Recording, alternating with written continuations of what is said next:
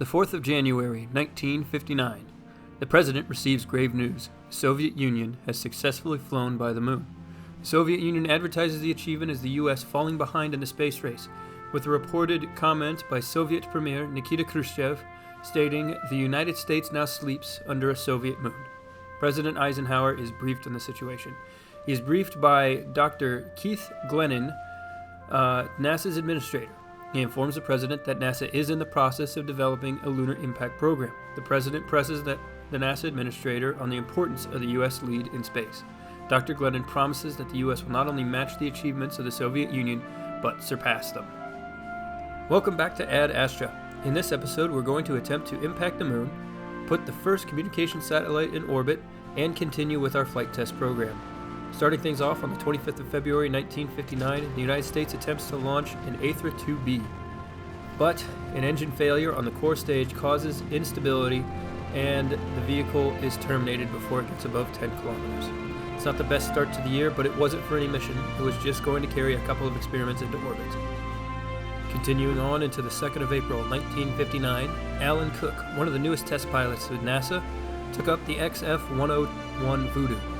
His mission is simply to take it right at the edge of Mach 2 and perform tests. But after the tests are completed, he pulls the stick a little too hard, over-G'ing the wing, whipping off the right wing. Alan is able to bail out and is recovered by the Coast Guard.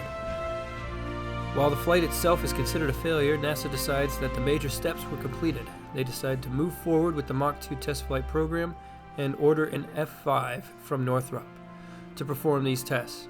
The aircraft is not yet in production, and Northrop provides one of their test models to perform these Mach 2 tests. At the same time as Alan Cook's ill-fated test flight, NASA holds a press conference. Shortly after its founding in 1958, NASA was ordered to begin preparing to send an American pilot into space and bring them safely home. Over 100 military pilots would receive a letter inviting them to Washington, D.C. to participate in a briefing in January of 1959. Thus began the almost 3-month-long selection process that would slowly weed out those that NASA felt were not cut out for space travel. Eventually, the process would glean out 5 candidates. On April 2nd, NASA announces the first ever class of astronauts. These are the men that are chosen to fly into space. Donald Duck Ramirez from the United States Army. He spent 15 years in the Army, joining at the tail end of World War II. Spent 5 years as an enlisted man, serving in the 13th Ordnance Company, joining at first in 1941 and leaving the Army in 1946. After the Army, he attended the University of North Texas, getting a bachelor's in electrical engineering. He then rejoined the Army to become a helicopter pilot, flying H-21s in Korea doing medevac duties. After the Korean War, he became an Army test pilot, flying experimental helicopters, before he was accepted into the astronaut program. He has over 2,000 flight hours in helicopters with the Army. Daniel Danny Boy Richard from the United States Navy. Daniel started his military career going to the Naval Academy, where he got a bachelor's degree in civil engineering. He expected to join the Seabees, but when an opportunity opened for him to learn how to fly, he jumped at it. After earning his wings, he flew F-4U Corsairs over Korea, taking off from the USS Boxer. Richard would perform close air support for troops on the ground and would occasionally dogfight with Soviet MiGs. Richard claims to have even shot a MiG down over Korea. After the war, Richard was accepted into the Naval Flight Test School. He was working on the XF-4 and XF-8 flight test programs at the time of his selection. Randy Rudy Robinson from the United States Air Force. Randy is the youngest of the group selected, with just over 6 years in the Air Force. He initially joined hoping to fly Sabres over Korea, but the war ended before he could finish flight school. Instead, he became an Air Force flight instructor, racking up hours in T-33s. Eventually, he transferred to the Air Force test pilot program. Passing the test pilot school, he participated in the early X-1 program, piloting the Bell X-1B and the X-1E. He aided in these programs not just as a test pilot, but as a carrier plane pilot and a chase pilot, following closely in his T-33. Norbert Lefty Schneider of the United States Air Force. Originally, he was drafted into the Army Air Corps during World War II. He was assigned to fly B-29s. After the war, Schneider opted to get out and became a minor league baseball player, playing for the Kansas City Blues as their first baseman. Just before he was no longer eligible to be recalled, he was recalled by the Air Force for the Korean War, flying B-29s again. He eventually was transferred to a B-36 squadron and eventually would find his way into the Air Force test pilot program. testing out new bombers such as the B-47, B-52, and B-58 before being selected for the NASA astronaut program. Norman Jeeves Butler of the United States Marine Corps. Butler joined the Marines right out of college, just in time for the Korean War. He was assigned to fly F-9F Panthers in support and ground attack role, as well as flying dangerous reconnaissance flights over North Korea. After the war, he worked as a Marine test pilot, flying the new XF-11 Tiger.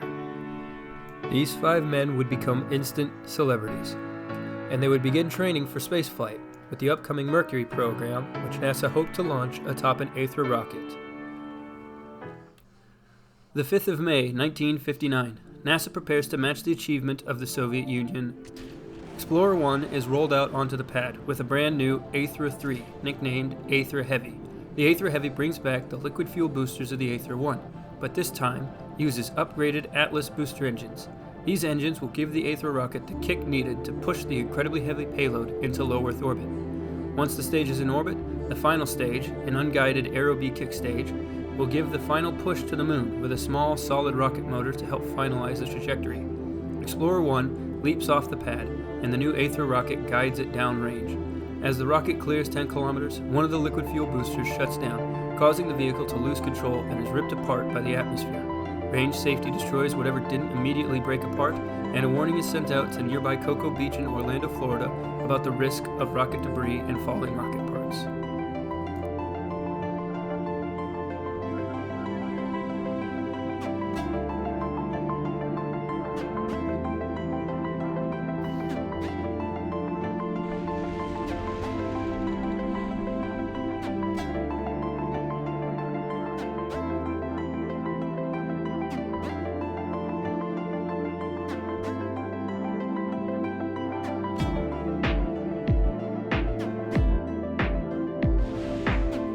The 17th of August, 1959, a new Astra 3 was moved out to the launch pad. Explorer 2 is loaded and ready to fly.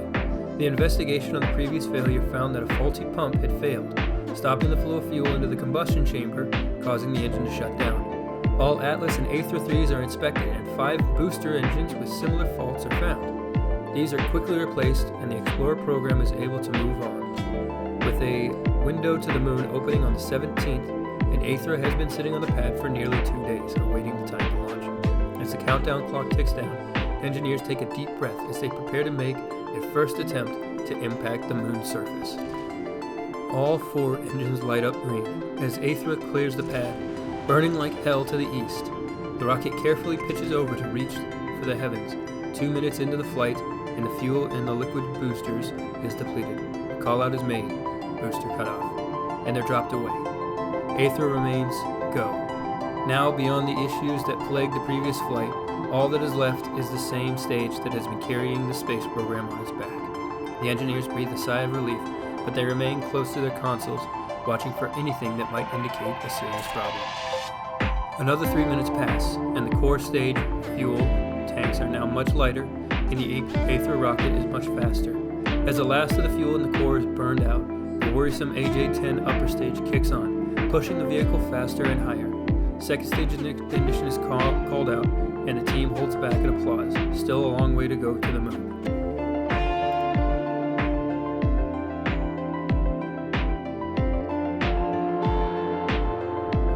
The AJ-10 burns for nearly 2 minutes, pushing the vehicle almost all the way into orbit. The final stage, the guided Aero-B kick stage, fires up its engines and pushes the Explorer 1 into a 200-kilometer, mostly circular orbit. Now it simply drifts, waiting for the time needed to fire up the final stage that will take it on a journey to the moon. Engineers on the ground confirm the orbit of Explorer 2. They plot a course for the moon and send up the commands to the probe, which aligns itself with the burn node. It waits for the countdown clock to tick down, allowing it to fire its engines for the last time and take it to the moon. When the final stage fires, it pushes the vehicle faster and faster, until the trajectory is such that it will fly by the moon. Engineers attempt to use the small solid rocket motors to correct its trajectory, but they are unable to bring it back to an impact. Luckily, its final trajectory is close enough that NASA can call the mission a successful flyby. On August 20th, 1959, Explorer 1 made its closest approach to the moon. As the probe passes by the moon, it transmitted valuable scientific data about the environment around the moon. The news of the successful flyby boosts the morale of the U.S. public.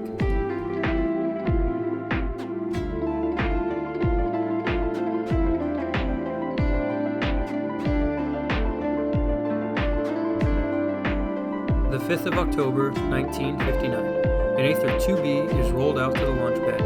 Its payload, an experimental communications satellite nicknamed Telestar.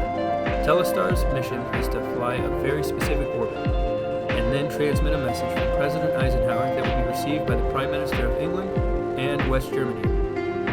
The rocket leaves the pad and the bonds of Earth behind, climbs to its required altitude, every stage working perfectly to place the satellite into the required orbit. At 6:59 p.m. UTC, both German and British Prime Ministers hear the call from the President, and Telestar 1 is a success.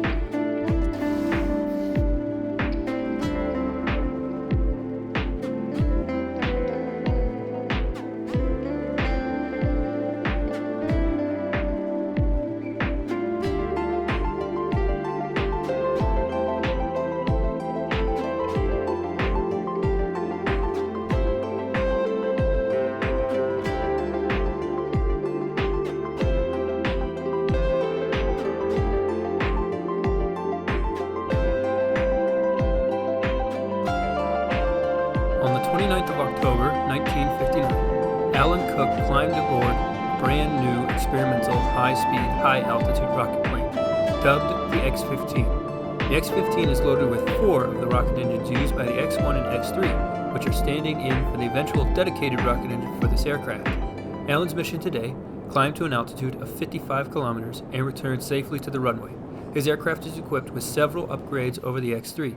Reaction control thrusters to help him steer at the extreme altitudes, as well as a new pressurized cockpit and suit system, ensuring that he can survive at these altitudes. The eventual plan for the X-15 is to fly above 100 kilometers and put an American pilot in space to test the feasibility of a spaceplane design. The X-15 is dropped from his carrier plane, and Alan fires up the 4 liquid rocket engines. He accelerates upwards, going much higher and faster than any pilot before him. He achieves a top speed of 2,350 miles per hour and easily climbs above 55 kilometers. On his flight back, he uses his rocket engines again to pick up a little more speed, as he is worried about coming in short of the runway. On final approach, he performs a few of the wide banking turns to bleed off speed that has become a common sight for the people of Florida's coast. Bringing himself down at over 350 miles per hour, he touches down and deploys 2 drag chutes to bring himself to a stop, bringing this flight to a close.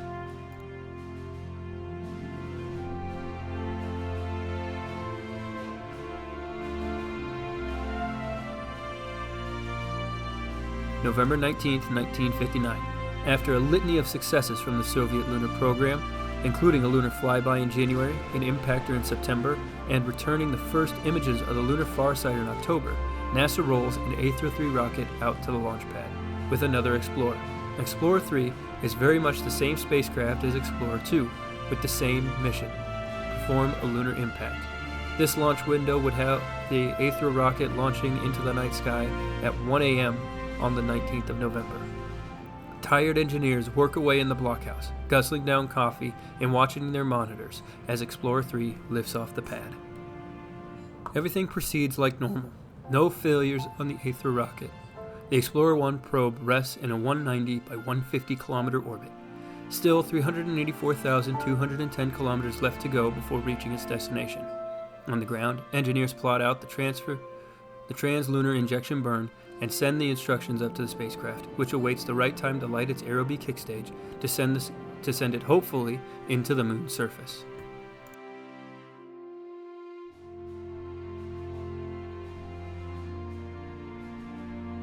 Once the burn is completed, a slight correction using the solid rocket motors on board brought the spacecraft to an impact trajectory. Success. The engineers cheer and clap as the vehicle drifts silently through space, sending back even more incredible data about the environment near the moon than its predecessor could, before its mission ends with an impact at over 2,500 meters per second on the lunar surface.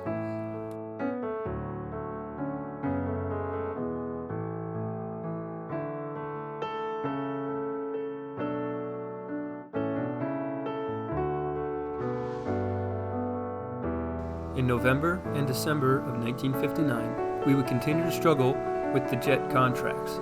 2 F-5s are destroyed as Charles Bell and Alan Cook are forced to bail out after their wings are ripped off. Eventually, NASA would modify the last F-5 to have stronger wings and drogue chutes just like on the X-15. On January 21, 1960, Charles Bell would take his modified F-5 up to perform the Mach 2 supersonic flight test. He would maintain Mach 2 for well over 5 minutes and then gently turn back to the Florida coast. There he would maintain Mach 1 all the way back and then land on the runway, deploying the drogue chute and bringing the F-5 to a perfect landing.